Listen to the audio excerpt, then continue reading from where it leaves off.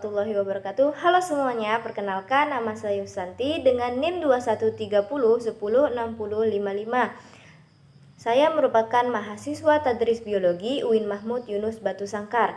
Baik, pada video pertemuan kali ini kita akan membahas mengenai sistem pencernaan, yaitu tepatnya untuk menganalisis struktur, anatomi, dan fungsi organ-organ penyusun sistem pencernaan pada manusia.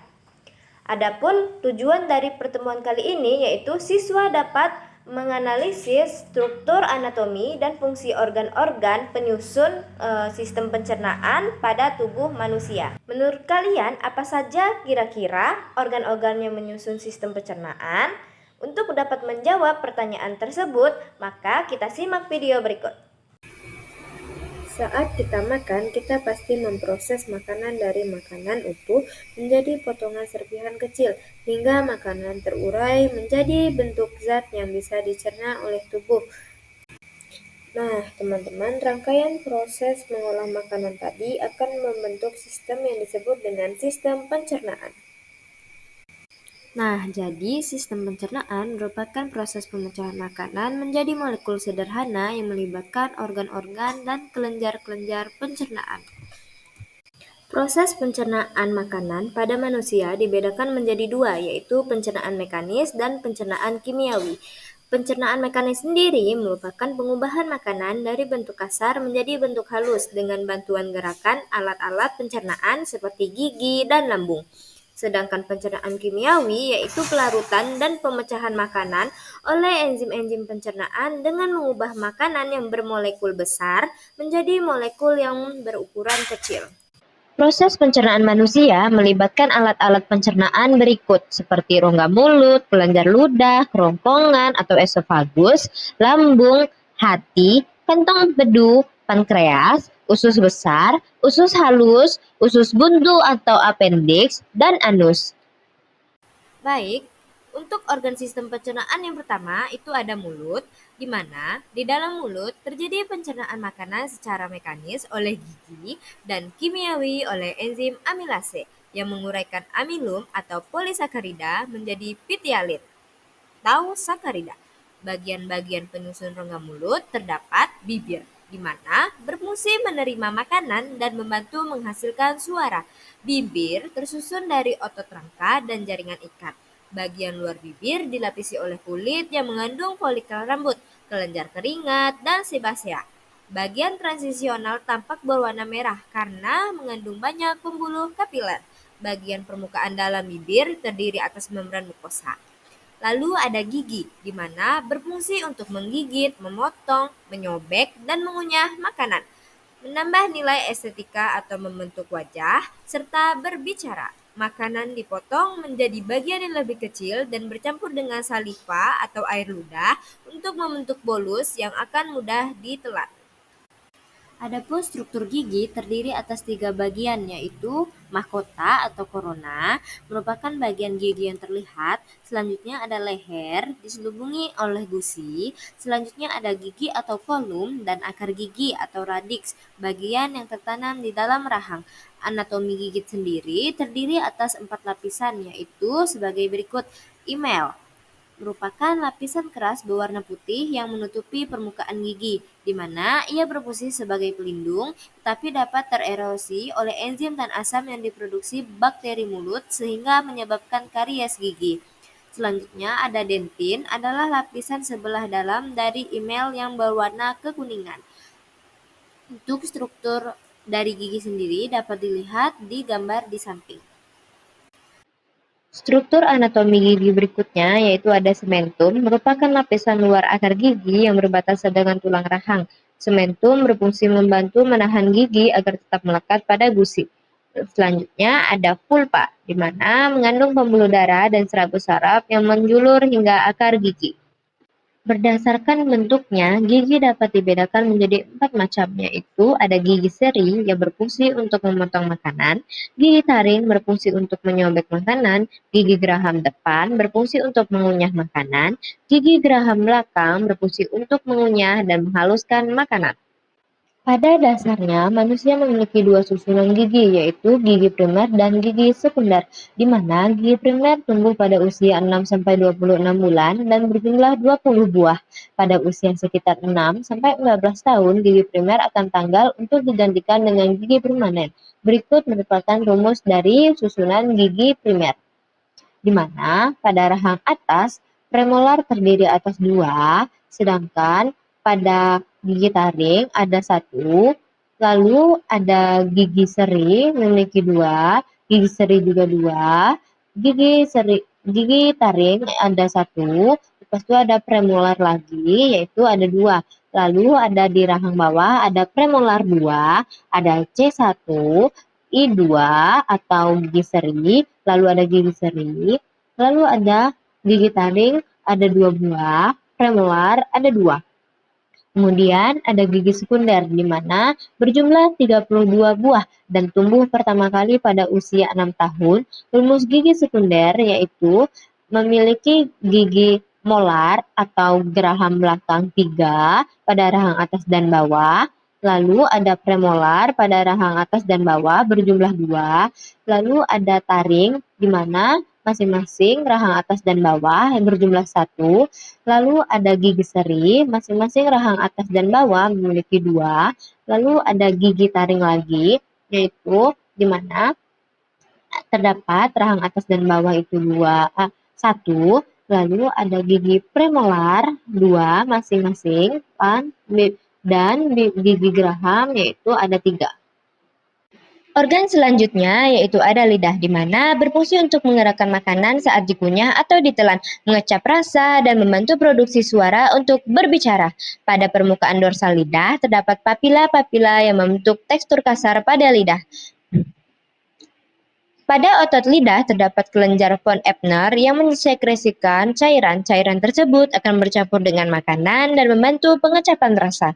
Lalu ada kelenjar saliva di dalam mulut, di mana terdapat 3 pasang kelenjar saliva, yaitu kelenjar parotid, submandibula, dan sublingual. Fungsi saliva sendiri yaitu melarutkan makanan untuk pengecapan rasa, melembabkan dan melumasi makanan agar mudah ditelan, menguraikan amino menjadi maltosa, membuang asam urat, urea, virus, logam, dan obat-obatan yang disekresikan ke dalam saliva, zat antibakteri dan antibodi untuk membersihkan rongga mulut dan mencegah kerusakan gigi. Komposisi saliva terdiri atas sekresi serosa yang mengandung 98% air, enzim amilase, dan ion. Organ berikutnya yaitu ada faring, di mana berbentuk seperti tabung yang berhubungan dengan rongga hidung, rongga telinga tengah, dan laring. Hubungan tersebut penting dalam produksi suara, memungkinkan manusia untuk bernapas menggunakan mulut, serta pemasukan makanan melalui hidung bagi kebutuhan medis. Faring berfungsi untuk membawa makanan dari rongga mulut menuju esofagus. Organ berikutnya yaitu ada kerongkongan atau esofagus yang berfungsi menggerakkan makanan dari faring ke lambung dengan gerakan peristaltik. Panjang esofagus sekitar 25 cm dengan diameter 2,54 cm. Mukosa esofagus memproduksi mukus untuk melumasi dan melindungi esofagus, tetapi tidak menghasilkan enzim pencernaan. Organ sistem pencernaan berikutnya ada lambung, di mana terdiri atas 4 bagian, yaitu kardia, fundus, badan, dan pilorus. Lambung sendiri tersusun dari 3 lapisan otot polos, yaitu lapisan sirkuler, longitudinal atau melintang, dan oblique atau miring. Pada lambung terdapat kelenjar lambung yang dapat menghasilkan 2-3 liter cairan lambung yang mengandung enzim pencernaan, asam klorida, mukus, garam-garam, dan air.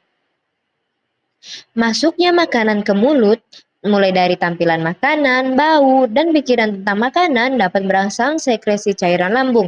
Makanan yang masuk ke lambung menjadi senyawa penyangga atau buffer yang dapat meningkatkan pH dan sekresi. Namun, jika tidak ada makanan dalam lambung di antara jam makan, pH lambung akan rendah dan sekresi terbatas. Hormon gastrin pada lambung dapat merangsang sekresi asam lambung, sehingga asam lambung dapat mematikan bakteri-bakteri dalam makanan. Pada lambung terjadi pencernaan secara kimiawi, di mana mulai dari pencernaan protein, pencernaan lemak, dan pencernaan karbohidrat. Pencernaan protein yaitu ada pepsinogen, di mana diubah menjadi pepsin oleh asam klorida. Pepsin hanya dapat bekerja pada pH di bawah 5. Pepsin merupakan enzim proteolitik yang menghidrolisis protein menjadi polipeptida. Lalu ada renin, berfungsi mengkoagulasi rentenin susu menjadi kasein yang tidak larut. Enzim ini sangat penting untuk mencerna ASI. Lalu ada lemak, di mana pencernaan lemak di fase lambung akan menghidrolisis lemak susu menjadi asam lemak dan gliserol, tetapi aktivitasnya terbatas dan kadar pH rendah. Lalu pencernaan karbohidrat, enzim amilase dalam saliva yang terbawa bersama bolus akan tetap bekerja dalam lambung. Lambung tidak memproduksi enzim pencernaan karbohidrat. Lalu ada organ selanjutnya, ada pankreas, hati, dan empedu. Pankreas terletak secara horizontal di bagian belakang bawah lambung. Pankreas tersusun dari sel-sel ekstrokrin yang menghasilkan enzim-enzim pencernaan serta sel-sel endokrin yang menghasilkan hormon insulin dan glukagon. Insulin sendiri berfungsi mengatur penyerapan glukosa darah untuk disimpan sebagai glikogen. Glukagon berfungsi mengatur metabolisme gula darah. Sekresi enzim disalurkan ke duodenum. Enzim pencernaan yang dihasilkan pankreas berfungsi mencerna karbohidrat, protein, dan lemak. Enzim-enzim pankreas yaitu sebagai berikut. Yang pertama ada tripsinogen, di mana diaktifkan oleh enterokinase yang dihasilkan oleh usus halus menjadi tripsin. Tripsin berfungsi mencerna protein dan polipeptida besar menjadi peptida yang lebih kecil. Lalu ada chymotrypsin yang memiliki fungsi yang sama dengan tripsin. Lalu ada lipase, yaitu menghidrolisis lemak menjadi asam lemak dan gliserol. Amilase sendiri menghidrolisis zat tepung menjadi disakarida. Lalu ada karboksipeptidase, aminopeptidase, dan dipeptidase yang berfungsi melanjutkan pencernaan protein menjadi asam amino bebas.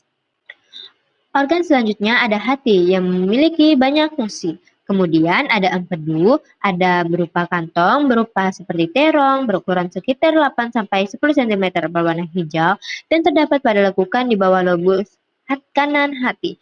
Empedu berfungsi menyimpan cairan empedu yang disekresikan oleh sel-sel hati dengan kapasitas total 30-60 mili. Cairan empedu bersifat alkali serta terdiri dari air, garam empedu, pigmen empedu, kolesterol, musin, dan zat lainnya. Organ selanjutnya yaitu usus halus, di mana berbentuk seperti tabung yang terletak di antara lambung dan usus besar, berdiameter 2,5 cm dan panjang 3-5 meter.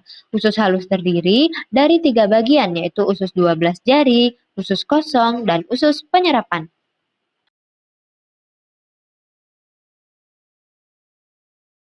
Berikut merupakan proses pencernaan pada usus halus, mulai dari jenis zat makanan yang berbentuk karbohidrat, protein, dan lemak, dan nama enzim, sumber sekresi, dan aksi. Organ selanjutnya yaitu usus besar, di mana usus besar tidak memiliki jonjot usus, tetapi memiliki daya renggang yang cukup besar. Usus besar terdiri atas bagian berikut, yaitu sekum, yang merupakan kantong tertutup dan memiliki appendix. Lalu ada kolon, terbagi menjadi kolon menanjak, ascendent, kolon melintang, transversus, kolon menurun, descendent, dan kolon sigmoid yang berbentuk huruf S. Kemudian ada rektum yang memiliki panjang 12-13 cm, tersusun dari mukosa saluran anak berupa lipatan vertikal yang berisi arteri dan vena, sphincter anal otot polos, serta sphincter anal otot trengka yang mengitari anus.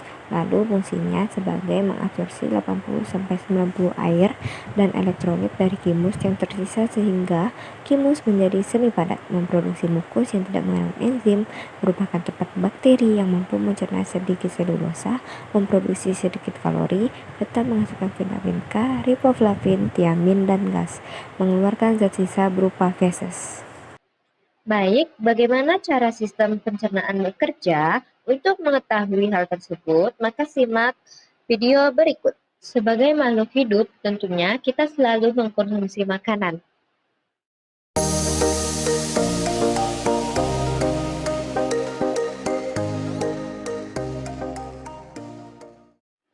Makanan yang kita konsumsi akan dimulai dari mulut, di mana saat kita makan, gigi kita merobek dan memecah makanan menjadi potongan-potongan yang lebih kecil. Air liur kita mulai memecah makanan dan mengubahnya menjadi campuran makanan dan cairan pencernaan yang berbentuk seperti bola. Air liur juga melembabkan makanan sehingga lebih mudah untuk ditelan. Perhentian berikutnya adalah kerongkongan. Kerongkongan adalah tabung berongga yang menghubungkan mulut ke lambung kita. Setelah kita menelan makanan, makanan kita akan bergerak di dalam tabung berongga ini dan mendapatkan tekanan yang kuat. Gerakan tersebut merupakan gerakan peristaltik. Sekarang kita sampai di lambung, di mana lambung merupakan kantong elastis yang menekan dan mencampur makanan dengan cairan lambung. Nah, ketika campuran mirip bola tersebut berubah menjadi cairan berbusa, cairan tersebut masuk ke usus, di mana usus memiliki dua bagian, yaitu Usus kecil dan usus besar.